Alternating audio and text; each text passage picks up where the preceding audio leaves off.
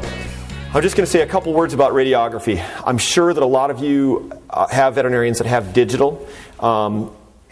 We've had digital for about 7 years now, and we love it. Okay, it's revolutionized the way we take films, interpret films. One of the things that's said, though, by the clients is that we're seeing more on the film and therefore over-interpreting.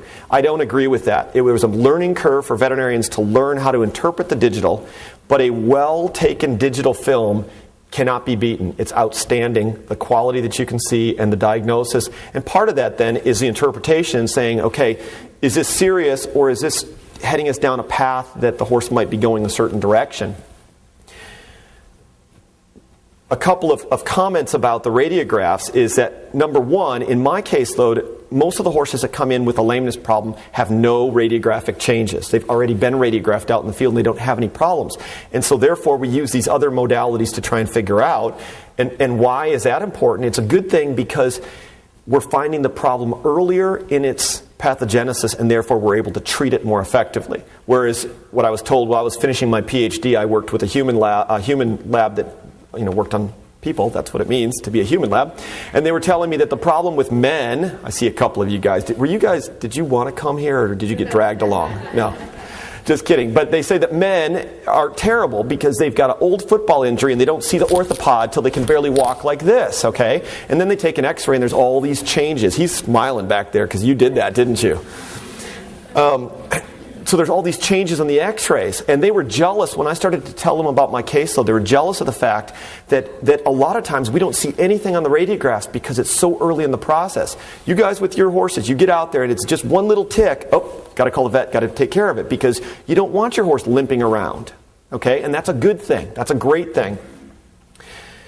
So I don't tell people that radiographs are useless, especially in the pre-purchase process. The pre-purchase process, it's critical that you have the radiographs done so that you know where the joints are at now, and we try to find if there's any obvious problems. Along that lines, though, we are starting to work with the Europeans more. For any of you that have been importing horses, it's been an issue where we don't all want to travel over there to look at the horse. So you have somebody over there look at it, they take x-rays, and they send them to the vet of your choice in the United States. We're working with the Europeans now and trying to get a little bit more standardized on the views that we're wanting. And we started with the Dutch 2 years ago when I was at the meeting in Amsterdam in January 2 years ago. And then we tried to talk with the Germans. And Germany's a much bigger country with more kind of opinions. Is anyone here from Germany? The Dutch, it's a smaller country, and they've already started all this with the registry of their stallions that you probably know about over the last 15 years. They've been very specific about the radiographs of those stallions. But the interesting thing that they found out when I started to talk to them 2 years ago is that a lot of the pre-purchase films that they do now and send to the United States are based on what the Dutch registry requires when they approve a stallion. And they're not necessarily the views that correspond to a show jumping or dressage career. And so they just realized that 2 years ago, and they were going to start working on that, and we're going to further that discussion in January. I'm going back for their meeting this year, and we're going to have a bigger pre-purchase symposium. It's only Holland, though. It's only the Netherlands. Having said that, we do have one guy coming over from Germany that's going to help start that discussion. And that's about what views and how to interpret the different changes that we see. And the only other thing that I want to say about the digital radiography is that the great thing about it is that you get immediate feedback when you take the image. And so what it's done for us is that bad positioned radiographs should be a thing of the past. Okay? This here is a little OCD on the sagittal ridge of a fetlock. It's like a new disease to us because you almost never saw the sagittal ridge, because if you're off by just a few degrees one way or the other, you won't see the sagittal ridge of the fetlock and you'll miss these lesions. So the horse has got a fetlock problem and you don't know why. So we always make sure we can see that sagittal ridge in the lateral view. We always make sure we can see these joint spaces on the hock.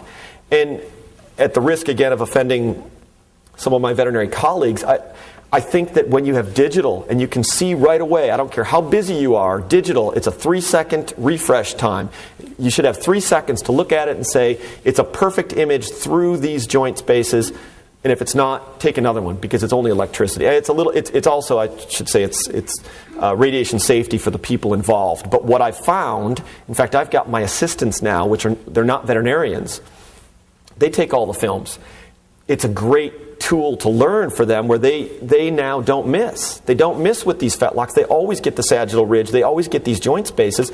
They always get that skyline navicular just perfect because they immediately got feedback with the digital. They corrected themselves at the beginning, and quickly they became experts at it. So that's the thing about digital that I think it should be stressed, is get properly positioned films. Okay, a few words on ultrasound. That's changed a lot over the years, and this is an obvious lesion here, but now we've got some new digital enhancements there. This one's called panoramic view. So what you do is you go down the horse's leg. This is the same tendon as here. This is a superficial digital, skin, here to here is superficial digital, and then the deep. You can see that the length of the lesion from top to bottom, because the computer then takes all those frames that you're acquiring as you're going down in real time and puts it back into a long panoramic view. And that's really neat for the veterinarian as well as the client to say, okay, it's from here to here, and you can measure that and say that's how long it is on the leg. We know what this looks like, and it looks like a big hole, but it's also from that long. And then there's another one called three-dimensional reconstruction. So this is the superficial digital. There's the deep digital. And you can move this panel in and out to slice through the tendon in any plane that you want to once you've acquired it. And the neat thing, here's a horse with tendinitis. You can see this is the deep flexor is what the superficial should look like. It's all gray. You see these longitudinal black lines. That's not normal. That's fluid between fibers. But it's so easy to show that for me to see as well as for the client to see when you can put that together in that three-dimensional reconstruction. It's a great step forward in ultrasound. Sorry, is there a question? Are you waiting to take questions at the end? I was going to take questions at the end, so did you want to ask about ultrasound? Yeah, I was going to ask specifically, is it possible if you have a horse that has a suspensory injury and it was diagnosed and you have the old ultrasound, and then say you move to a new barn and you want to make sure that your conditioning program isn't causing any more damage to that suspensory, I keep asking my vet to re-ultrasound it, and he keeps telling me he can't compare ultrasounds. And I don't understand why you can't look at that and say, well, I measured it, it's 2 inches, and now it's 3, so whatever you're doing is a problem. Yeah, I mean, what I would say with all the questions that I'm going to answer here, I won't necessarily be able to answer specifics as to why in this case, but in a general way, we tend to compare ultrasounds. So you could do a 6-month checkup and keep checking it. We do a lot of rechecks. Yeah.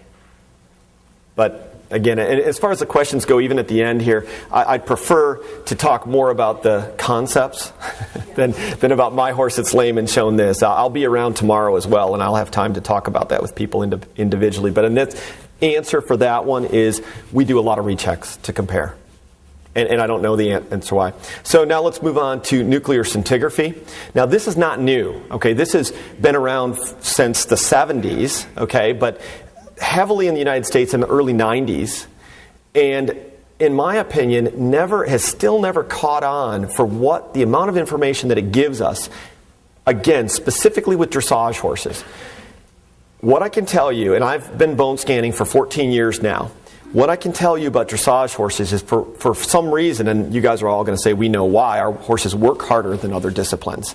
Dressage horses have much more uptake of radiopharmaceutical in their skeleton when we do the bone scan, and much more increases in uptake, these black spots here, than any other discipline I work on, including racehorses. And so what Dr. Rantanen is my colleague, the radiologist that he and I work together on imaging. He says, well, it's probably all that repetitive motion constantly that the horses are constantly remodeling their skeleton. So how does it work? We inject a radioactive compound that's labeled to a bone-seeking agent, and it goes into the body. So there's a normal uptake. So here's the knees. You're the camera facing the horse. So here's the front view of the carpi. And this is normal. There's a little bit of an increase around a joint because of the physiology of a joint. But then you've got these patterns, whether it's black and white or this brownish yellow that I've got here. It shows up because bone is remodeling on a daily basis. We're sitting here and our bone is remodeling. But when there's an increase in remodeling, there is this what we call a hot spot. It has nothing to do with heat. It has to do with bone remodeling. Okay? So that's the concepts behind nuclear scintigraphy. Injected with a radioactive compound, we can look at the soft tissues immediately after injection. So here's a horse with a branch lesion in the suspensory and a little bit of a problem at the fetlock joint. And this is immediately after we've injected it, where it's present in the soft tissues. That's called the soft tissue phase. And then we can come back, as I just showed you, and we can look at the bone. And this is the classic of where nuclear scintigraphy started, and that was looking for these stress fractures. This is a horse that was lame, and they couldn't find anything with the x-rays they took, and so they referred it in, and you can't even see the other leg. The other leg is there, but there's so much remodeling there that it's completely obliterated whatever we can see from the other leg. And then once you know it's there, then you can be more aggressive with your views, and this view, after probably 10 views, we can finally see the fracture right there. This is what nuclear scintigraphy started for. Okay, was to pick up stress fractures, and it's evolved from there.